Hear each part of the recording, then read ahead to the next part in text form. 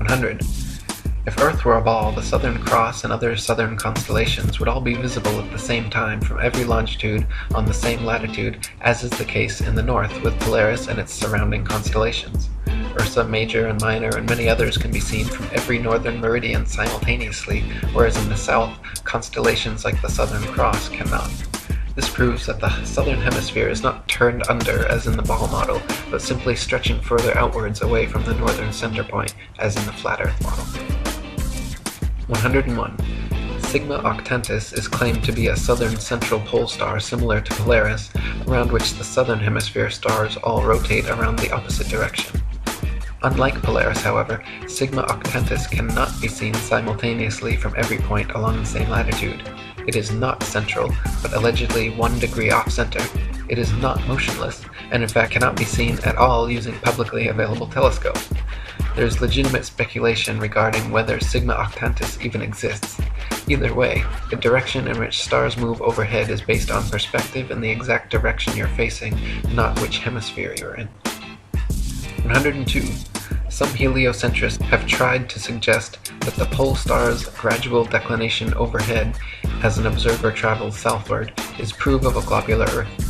Far from it, the declination of the pole star or any other object is simply a result of the law of perspective on plane, flat surfaces.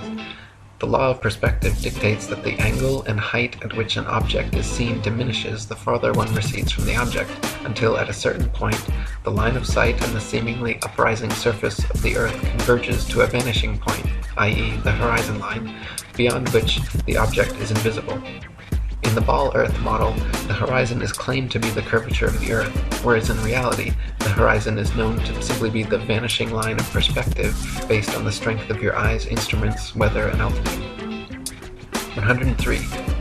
There are several constellations which can be seen from far greater distances over the face of the Earth than should be possible if the world were a rotating, revolving, wobbling ball. For instance, Ursa Major, very close to Polaris, can be seen from 90 degrees north latitude, the North Pole, all the way down to 30 degrees south latitude. For this to be possible on a ball Earth, the southern observers would have to be seeing through hundreds or thousands of miles of bulging Earth to the northern sky. 104. The constellation Vulpecula can be seen from 90 degrees north latitude all the way to 55 degrees south latitude. Taurus, Pisces, and Leo can be seen from 90 degrees north all the way to 65 degrees south. An observer on a ball Earth, regardless of any tilt or inclination, should not logically be able to see this far. 105. Aquarius and Libra can be seen from 65 degrees north to 90 degrees south. The constellation Virgo is visible from 80 degrees north down to 80 degrees south, and Orion can be seen from 85 degrees north all the way to 75 degrees south latitude. These are all only possible because the hemispheres are not spheres at all, but concentric circles of latitude extending outwards from the central North Pole, with the stars rotating over and around. 106. The so-called South Pole is simply an arbitrary point along the Antarctic ice marked with a red and white barbershop pole topped with a metal ball Earth. The ceremonial South Pole is admittedly and provably not the actual South Pole, however, because the actual South Pole could be demonstrably confirmed with the aid of a compass showing north to be 360 degrees around the observer. Since this feat has never been achieved, the model remains pure theory, along with the establishment's excuse that the geomagnetic poles supposedly constantly move around, making verifications of their claims impossible. 107. Ring magnets, of the kind found in loudspeakers, have a central North Pole with the opposite South Pole actually being all points along the outer circumference. This perfectly demonstrates the magnetism of our flat Earth, whereas the alleged source of magnetism in the ball Earth model is emitted from a hypothetical molten magnetic core in the center of the ball, which they claim conveniently causes both poles to constantly move, thus evading independent verification at their two ceremonial poles.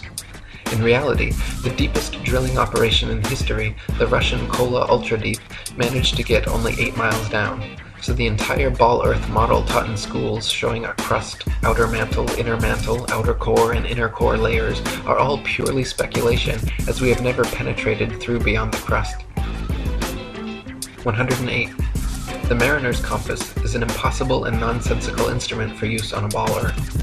It simultaneously points north and south over a flat surface, yet claims to be pinpointing two constantly moving geomagnetic poles at opposite ends of a spinning sphere originating from a hypothetical molten metal core. If compass needles were actually drawn to the north pole of a globe, the opposing south needle would actually be pointing up and off into outer space. 109. There are no fixed east or west points, just as there is no fixed south. The north central pole is the only proven fixed point on our flat Earth, with south being all straight lines outwards from the pole, east and west being concentric circles at constant right angles 90 degrees from the pole. A westerly circumnavigation of Earth is thus going around with Polaris continually on your right, while an easterly circumnavigation is going around with Polaris always at your left.